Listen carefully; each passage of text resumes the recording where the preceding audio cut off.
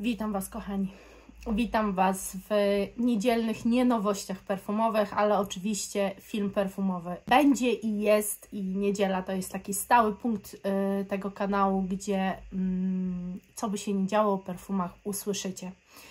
A na dzisiejszy temat, na dzisiejsze moje jakieś tam rozważania zapraszam Was, bo wiele z Was interesuje się, ciekawi, zastanawia, przynajmniej z tego co widzę w komentarzach, nad zapachami arabskimi. I dzięki jednej z Was, Dorotce, mam taką możliwość, żeby w końcu zgłębić troszeczkę to, czym zapachy arabskie są.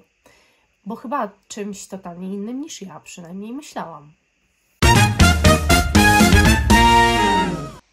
Przyznam, że byłam bardzo zaskoczona, kiedy pierwszy raz obsikałam się jedną z próbek, które otrzymałam. Próbek tych arabskich jest, słuchajcie, tak patrzę, że około 20. Reszta to są po prostu inne też zapachy, które mi Dorotka przysłała, żebym sobie powąchała, przetestowała. Także głównie myślałam, że się skupiam na arabskich, a wyszło na to, że arabskich tak naprawdę przetestowałam do tej pory 4, a resztę to są różne inne marki, które mi też Dorotka przysłała. No, brałam po prostu z tego kartonu jak leciało, a dopiero później wzięłam listę i zobaczyłam, że powinnam iść numerkami, jeżeli chcę najpierw zagłębiać się w arabskie. Ale to nic, bo to nie znaczy, że nie mam już jakiejś świadomości na temat zapachów arabskich i że nie mam już jakichś swoich własnych wniosków na ten temat. Zdziwienie moje jest tym większe, że moje wyobrażenie o tych zapachach było dosyć... Zresztą nie wiem w czym zakorzenione. Może w jakiejś mojej przeszłości, może kiedyś arabskie właśnie takie były, ponieważ w mojej głowie była taka ogromna pewność tego, że arabskie mi się w życiu nie spodobają, bo są to bardzo duszące zapachy, kadzidlane, takie, które nie kojarzą się ani z kobiecością, ani z czymś strasznie przyjemnym. No jeżeli ktoś pali w domu kadzidła i uwielbia, to dla niego, zawsze tak myślałam, arabskie to jest właśnie to, bo wiecznie wchodzisz do kogoś do mieszkania i czujesz po prostu te arabskie zapachy, ale że absolutnie ja się w tym nie odnajduję. Później zaczęłam troszeczkę czytać, robiłam nowości perfumowe, w którym też Latafa była. Latafa jest jedną z bardziej, wydaje mi się, znanych, ale też poprawcie mnie, jeżeli się mylę, marek produkujących zapachy arabskie. I opisy tych zapachów, to co się w nich znajdowało, zobaczyłam, że raczej mogą też być to zapachy gourmandowe, słodkie, kwiatowe, także nie tylko, albo nie przede wszystkim są to jakieś dymne, kadzidlane nuty. No i ciekawość była ogromna, jak już dostałam te próbki. Bardzo chciałam przetestować, ale nie chciałam testować na siłę. To znaczy, często mam tak, że jak kupuję jakiś zestaw próbek jednej marki, czy coś w tym stylu, to po prostu już dzień w dzień testuję tylko to i nie mogę tego dobrze przetestować. Dlaczego? Bo zauważyłam, że ja mam potrzebę sięgania po danego dnia, po dany zapach, na który mam ochotę. Jeżeli takiej przerwy sobie nie zrobię, to zaczynam negatywnie odbierać pewne zapachy. Dlatego tu nie robiłam nic na siłę, te próbki dostałam już dawno temu i przychodzę do Was tak naprawdę dzisiaj, na tą niedzielę to sobie zaplanowałam, a myślę, że około miesiąca te próbki są, a na pewno już 3 tygodnie. Więc spośród 20 przetestowałam 4 zapachy. To niedużo, ale to mi pozwoliło zobaczyć, że to mogą być bardzo ciekawe zapachy. Czasami wydawało mi się, że jednak jest to zapach, który ja znam, że jest to jakiś odpowiednik albo jakaś inspiracja jakimś zapachem. Nigdzie nie znalazłam takiej informacji, że tak faktycznie jest, że arabskie perfumy są jakimś odpowiednikiem. Nie. Ale na pewno są jedyne w swoim rodzaju, jeżeli chodzi o opakowanie. No, ja z tym mam tak, że mi się one bardzo nie podobają, o ile jeszcze Latafa ma taką linię zapachów, bo też chyba nie wszystkie, dajcie mi znać, które wyglądają w miarę ok i w miarę normalnie jak na arabskie. To w ogóle mam w planach też zrobić taki film i nie wiem, czy go chcecie. Najbrzydsze buteleczki zapachów, jakie widziałam, jakie mi się nie podobają. A właśnie arabskie mnie do tego filmu zainspirowały, ponieważ no ciężko jest znaleźć tam buteleczkę, która w jakikolwiek sposób by mi się spodobała. Generalnie płyny tych zapachów mówią nam o tym, że są to jakieś takie zawiesiste, cięższe zapachy. I pierwszy taki wydźwięk każdego z tych zapachów praktycznie był taki, że faktycznie coś dymnego nas uderza przy takim psikaniu. Ale też nie wiem tego na 100%, ale dużo czytam. Przez te nowości perfumowe i tak dalej bardzo dużo czytam. I nieraz Wam mówię o zapachach syntetycznych, dlaczego są tworzone w ogóle zapachy syntetyczne, że zapachy syntetyczne to są zapachy trwalsze, że okej, mogą źle wpływać na naszą skórę, ale mówi się też o tym, że tak naprawdę nie powinniśmy perfum psikać na skórę, tylko i wyłącznie na ubrania. W ogóle są też takie kanały, które mówią, w jaki sposób perfum używać, bo jak się okazuje, nie każdy z nas to wie i ja też nie. Ja psikam sobie tu i wtedy najlepiej czuję zapach, no ale przecież gdybym psikała na ubrania, tak samo bym czuła, bo ubrania bardzo fajnie przyjmują zapachy i dużo dłużej się na nich to utrzymuje, to trzeba przyznać. Natomiast to są raczej zapachy na olejkach naturalnych. Fajne jest też w arabskich zapachach to, że one naprawdę ewoluują i każdy z nich ewoluuje i każdy z nich się zmienia w ciągu dnia. Ja mam teraz na przykład dzisiaj na sobie zapach, który niestety nie jestem w stanie Wam nic o nim powiedzieć, bo jak słyszycie, ja mam tu wszystko zatkane, bardzo mało co czuję, nie mam smaku, więc automatycznie nic nie jem, czuję jakiś tam głód, ale nic nie jestem w stanie przełknąć, więc piję głównie herbatę albo wodę, bo tak mam wszystko zatkane, nie czuję się z tym dobrze, no ale cóż. I tych dzisiaj nie jestem w stanie tak czuć na 100%, ale mimo wszystko momentami jak gdzieś tam się schylę czy coś, to czuję taką piękną woń kwiatową, taką bardzo delikatną. Są perfumy w olejku i są wody perfumowane, czyli to są dwa rodzaje, dwie formy, które bardzo często w zapachach arabskich występują. Ja to, co przetestowałam, to już Wam mówię. To jest Latafa Bade Al Oud Amethyst. 7 to jest Latafa Sha'ari. To jest 19 i to jest Art Al-Zafaran Al-Rusat Al-Emarat. Jak nawet to czytam, to jest takie, wiecie. I 12 Surrati Royal Musk Lychee Rose. I ja gdzieś sobie tutaj postaram się, może to nie jest dobry czas na nagrywanie, ale ja nie wiem, kiedy mi to przejdzie, a na niedzielę trzeba film nagrać. No właśnie, i to jest Lychee. I ogólnie Wam powiem, że te zapachy kompletnie odbiegają od mojego wyobrażenia, od tego, co ja zawsze o zapachach myślałam. To jest po prostu zapach Lychee. Nawet nie ma tu żadnej takiej sztuczności, sztucznej róży, tej róży takiej z pączków, którego ja zapachu nie cierpię i tak dalej. To jest strasznie przyjemne, słuchajcie. Bardzo przyjemny, czuć jakąś tam kwiatowość, ale czuć też słodycz Lychee, ale to nie jest przesłodzone, to jest wszystko tak super wyważone, bardzo przyjemny, bardzo prosty, prosto wydający się zapach, ale on bardzo mocno ewoluuje w ciągu dnia. I teraz Dorotka jeszcze mi napisała, że tylko uważaj z tymi zapachami arabskimi, bo to są mocarze. Jedne na mnie są, ale drugie już nie. I na przykład to nie jest na mnie mocarz.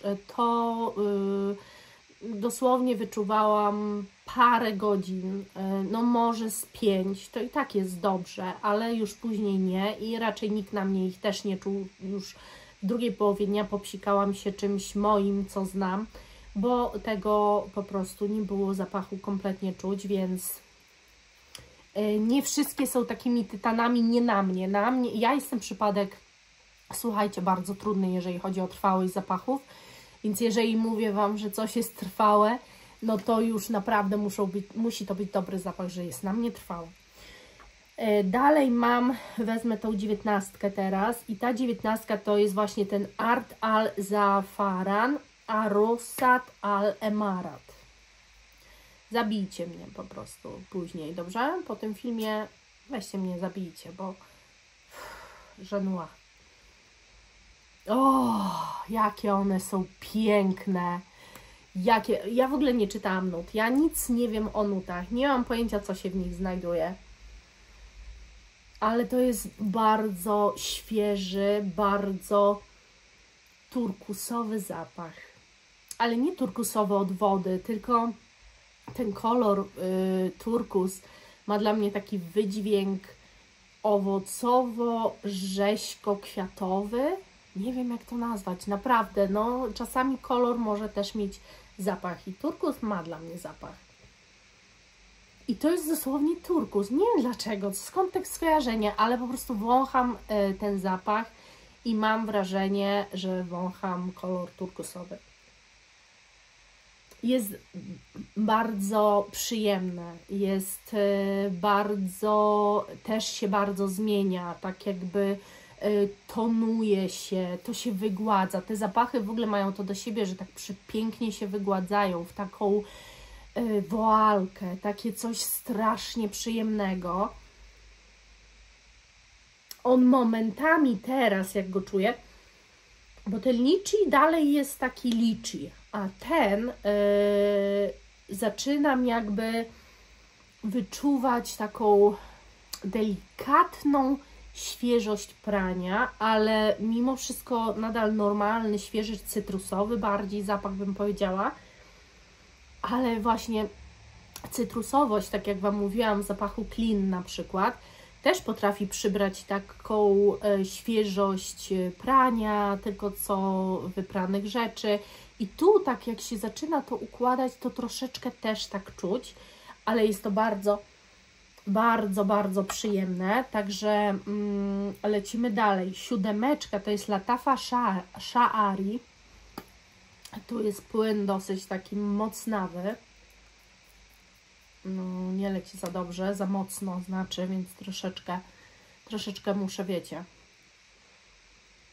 No, to jest właśnie zapach, który ja zawsze bym powiedziała, że to jest zapach arabski, bo właśnie jest taki bardzo, bardzo mocno kadzidlany, taki jak kadzidło w kościele. Ksiądz chodzi z takim kadzidłem i tak was okadzidla i to tak śmierdzi, dla mnie to zawsze tak śmierdziało. To dokładnie to jest pierwsze psiknięcie. Natomiast to jest zapach ultra mocno drzewny po prostu. I to czuć, on jak zaczyna się układać, jak zaczyna już być na tej skórze taki, poczuł się swojo, poczuł się na miejscu. Zaczyna się wyłagadzać, ale nie w ten sposób, że jest nijaki się robi, tylko się wyłagadza, bo ta dymność, te kadzidło, ono totalnie się ulatnia. Jego nie czuć, ale czuć bardzo mocne nuty drzewne, tak jakby 100% nut drzewnych i nikt nic innego do tego zapachu nie dodał. Ja tu czuję drzewo i tu nie da się chyba niczego pomylić i nie wiem, i nie da się poczuć czegoś innego, bo to jest zapach drzewny bardzo intensywny. To jest takie drzewo przed obróbką, już pocięte, nie drzewo z lasu, takie, które się poci tą żywicą. To jest tego typu drzewo i je bardzo. Bardzo mocno czuć i ono jest przyjemne. No kurczę, to jest naprawdę przyjemne. Następny to jest Latafa Bade Al Oud Ametyst.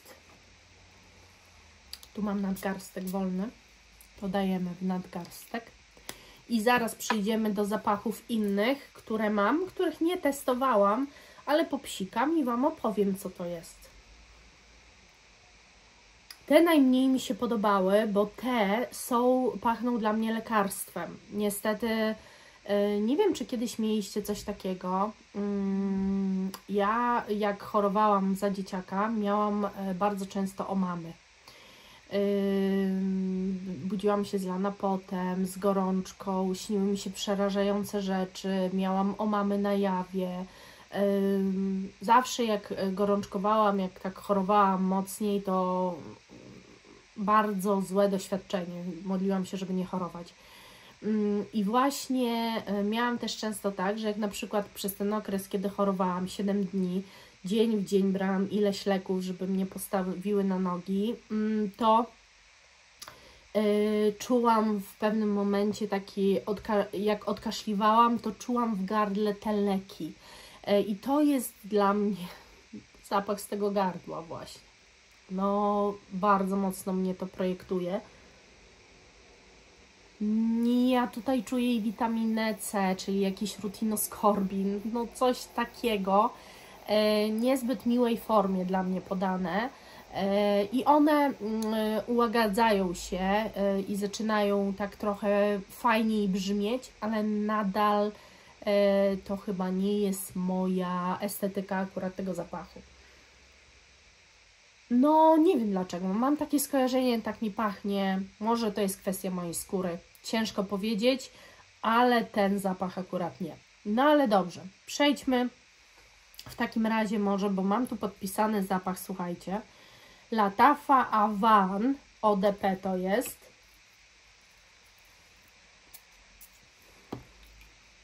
I zobaczmy.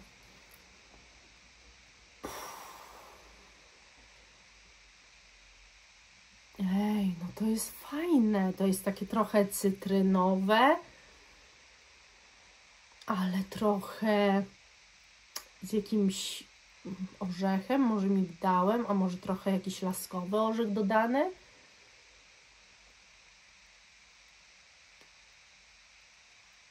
To jest bardzo fajny, orzeźwiający zapach, niosący ze sobą tajemnicę.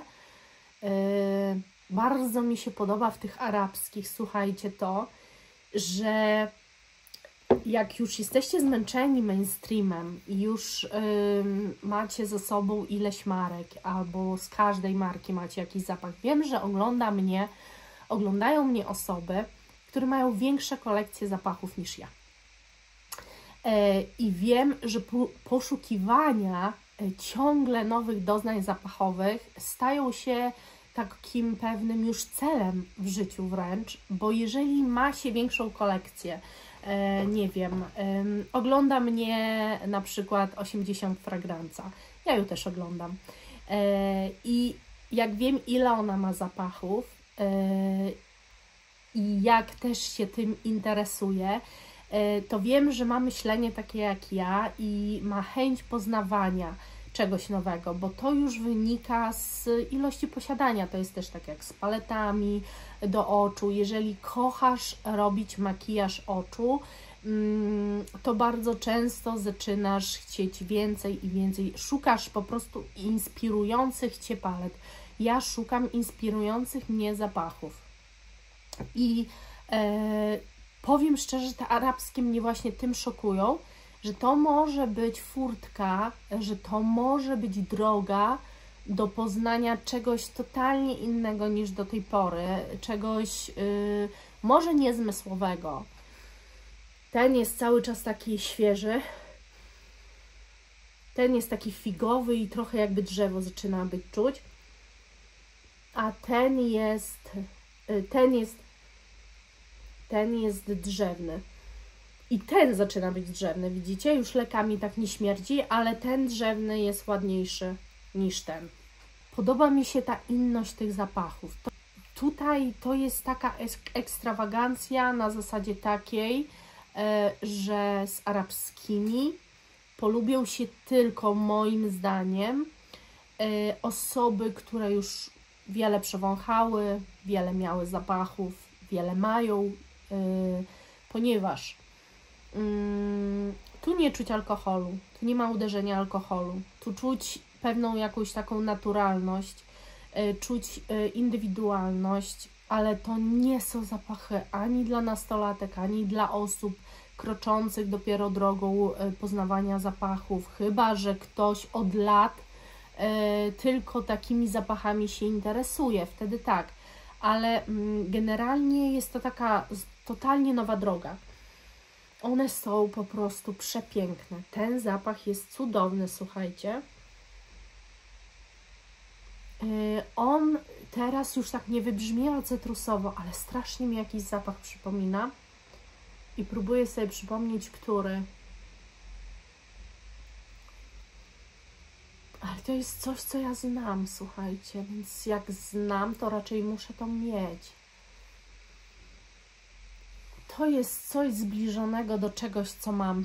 I nie, jest to zbliżone, ale na tyle nie takie same, że nie jestem w stanie tego skorelować w tym momencie z tym zapachem. Natomiast poszłabym już teraz, że on nie jest cytrynowy, tylko że zaczyna być waniliowy.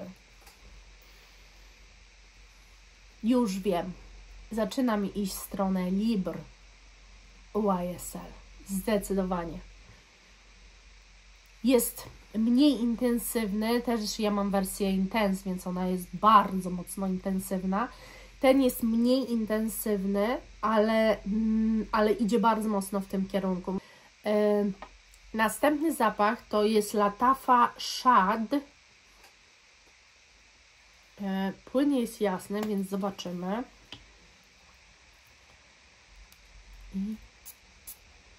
Jeżeli chodzi o intensywność i trwałość, no to tak jak mówię, moim zdaniem wszystkie arabskie będzie zależało bardzo od Was. Dla mnie to jest pół na pół, nie wszystkie są tytanami trwałości, ale niektóre wytrzymują cały dzień. O, ale piękny. Mam zatkany nos, a mimo wszystko coś czuję, więc wiecie. To jest też coś z mojej przeszłości. To jest jakiś zapach z mojej przeszłości. Coś kojarzę.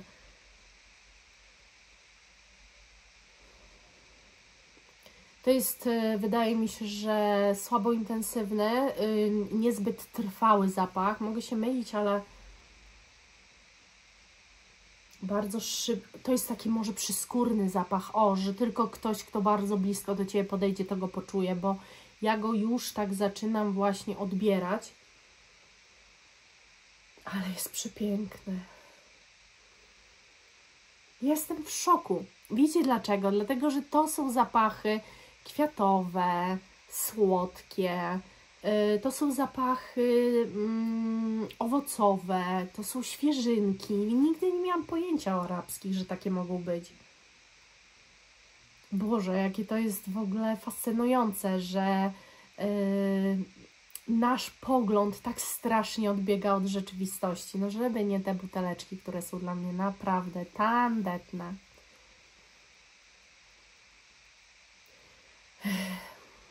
To jest zapach mleka z cytrusami.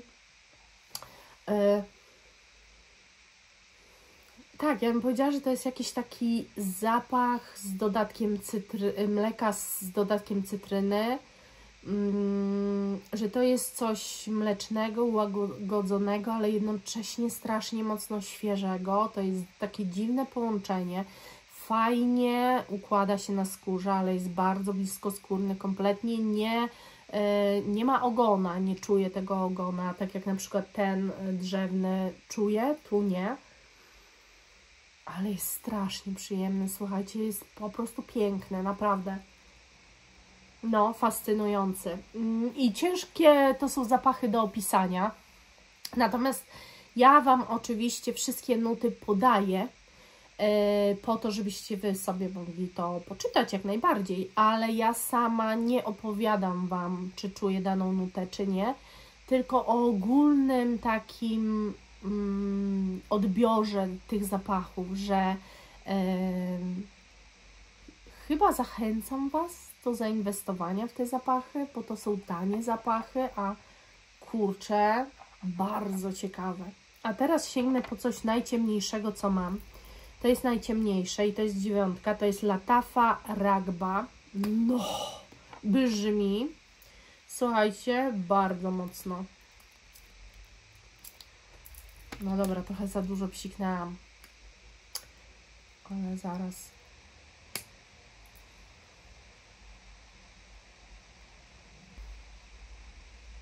To już jest bardziej to, co ja zawsze, jak sobie arabskie wyobrażałam. One się bardzo wpisują w te moje wyobrażenia.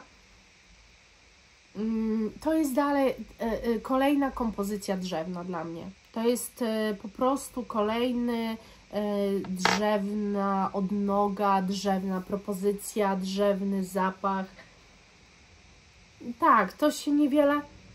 Słuchajcie, praktycznie dla mnie od tego, a to była chyba Shari Lattafa, nie pamiętam już, od tego praktycznie się w ogóle nie różni. No dla mnie jest to samo. Dla mnie jest dokładnie to samo. Także to jest stricte drzewny zapach. Nie widzę różnicy. No i mam właśnie jeszcze te perfumy w olejku. I spróbujemy jeden z tych zapachów w olejku. I to będzie 1 Hamidi Pink Bubble. Brzmi ekscytująco, musicie przyznać. Najgorzej to właśnie otworzyć. I teraz tu sobie, nie wiem jak mam to, słuchajcie, aplikować takie zapachy. Dorotko, Ty mi instrukcji nie przysłałaś, jak to się aplikuje, wiesz? No, napisałaś mi, życzę miłego testowania i pozdrawiam serdecznie, ale instrukcji zabrakło. Aha. No. Bubble. Coś bardzo różowego, coś bardzo przyjemnego.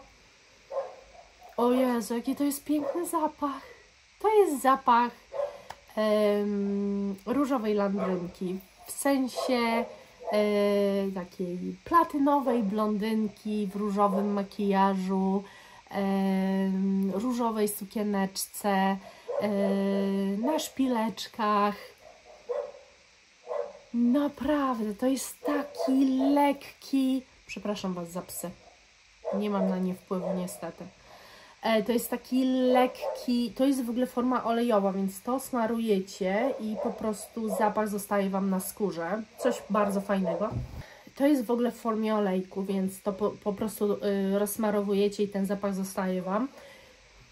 Ale ten zapach jest bardzo przyjemny. To jest zapach na pograniczu świeżości, ale też takiej leciusieńkiej słodkości, czegoś jak guma balonowa, przemijające. Jak się ją zje, to zaczyna ona już tak nie pachnieć intensywnie i to takie właśnie, bo to nie jest intensywne, to jest takie delikatnie otulające skórę. Strasznie coś przyjemnego, słuchajcie. Dobra, tam lecimy na żywioł. Próbujemy jeszcze jeden olejek. Olejek 2 to jest Al Harame Madina. Oj, dostanie mi się za te czytanie. Gdzie w ogóle, że ja dzisiaj miałam bardzo zły humor. Nagrałam Wam film wcześniejszy, ale zobaczycie go w przyszłym tygodniu. Się zdziwicie, jak zaczynałam ten dzień, a jak teraz jest ze mną. Także dobrze, że się zdecydowałam ten niedzielny film dzisiaj jednak nagrać. I teraz... Jezu, jakie to jest wszystko przyjemne. Jakie to jest takie...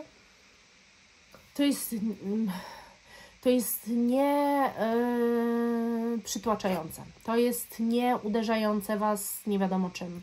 To jest nie kadzidlane, nie dymne, nie tytoniowe, nie skórzane, nie jakieś dziwne olejki eteryczne, dziwnego pochodzenia arabskiego czy coś takiego. To jest wszystko takie dla nas ogólnie znane, to są zapachy nasze, które znajdziecie w każdym z zapachów mainstreamowych, ale jednak trochę inaczej podane. Jest to strasznie przyjemna też forma. No powiem Wam, że jestem w totalnym szoku. Jestem w totalnym szoku. Już miałam jakąś opinię, no bo wiecie, że przetestowałam 4 zapachy całodniowo, nosiłam i tak dalej, ale to, co teraz ja się dowiedziałam, to ja jestem po prostu blow my mind, bo no kurczę, no trzeba to, za taką cenę w ogóle tak fajne kompozycje i tak naprawdę, słuchajcie, to jeszcze mój przekaz chciałabym, żeby był taki, że to jest wszystko bardzo eleganckie. To jest wszystko właśnie czuć, że nie na alkoholu, że to jest na jakichś naturalnych olejkach, że to Wam tak przepięknie się zmienia w ciągu dnia. To jest fascynujące, że na przykład w połowie dnia czujecie coś innego niż zaraz po psiknięciu. To nie są arabskie perfumy, o których ja kiedykolwiek myślałam i myślę, że ogromna ilość ludzi miała takie same pojęcie o tych zapachach jak ja. Ja też myślałam, że może to są jakieś inspiracje zapachami. Na pewno w jakimś stopniu, bo moim zdaniem mainstream też się sobą inspiruje i ciężko już w ogóle teraz znaleźć totalnie inne zapachy. One są na przykład w jednej linii zapachowej, no ale jednak potrafią coś dodać, więcej, mniej, żeby troszeczkę zapach poprowadzić w innym kierunku. Ciągle jest ogrom możliwości, bo ciągle można wymyślać przede wszystkim syntetyki, wymyślać nowe zapachy, tworzyć. To jest bardzo twórczy biznes, więc teraz mam coś takiego, że jakby zatrzymał mi się czas, muszę się cofnąć do tego, co myślałam i zacząć po prostu próbować, zacząć kupować perfumy arabskie, próbować nosić. To jest często coś mentalnie, wiecie, poblokowane, bo cena tu absolutnie jest na tak i cena Was zachęca do tego, żeby takie zapachy kupować. Na pewno mnie odstraszają buteleczki, ale Latafa jeszcze ma w miarę, więc można zawsze zacząć od Latafy i spróbować tą Latafę. Doroto, ja Ci strasznie dziękuję. Nie powiedziałam ostatniego słowa, mam tu jeszcze bardzo dużo tych zapachów. Myślę, że sobie po prostu będę do nich wracać i Wam opowiadać. Zresztą przysłałaś mi też inne zapachy, o których z chęcią poopowiadam i się do nich odniosę, bo są to takie znane po prostu pozycje zapachowe, które myślę, o których warto powiedzieć, co się myśli. Zresztą skoro ze mną jesteście, no to Was to interesuje najzwyczajniej w świecie, jaka jest moja opinia na temat danego zapachu. Ja jestem w szoku i z tego szoku jeszcze nie wyjdę, ale dajcie koniecznie znać, czy posiadacie arabskie zapachy, jak długo już wiecie, że to są normalne, przepiękne, bardzo fajnie poprowadzone zapachy, ile macie ich w swojej kolekcji, no i dlaczego nikt mnie wcześniej nie uświadomił tak, jak to zrobiła Dorotka, za co jej bardzo mocno dziękuję. Zapraszam Was na kolejne filmy, no a na dzisiaj to już wszystko. Dzięki za uwagę. Buziaczki. Pa!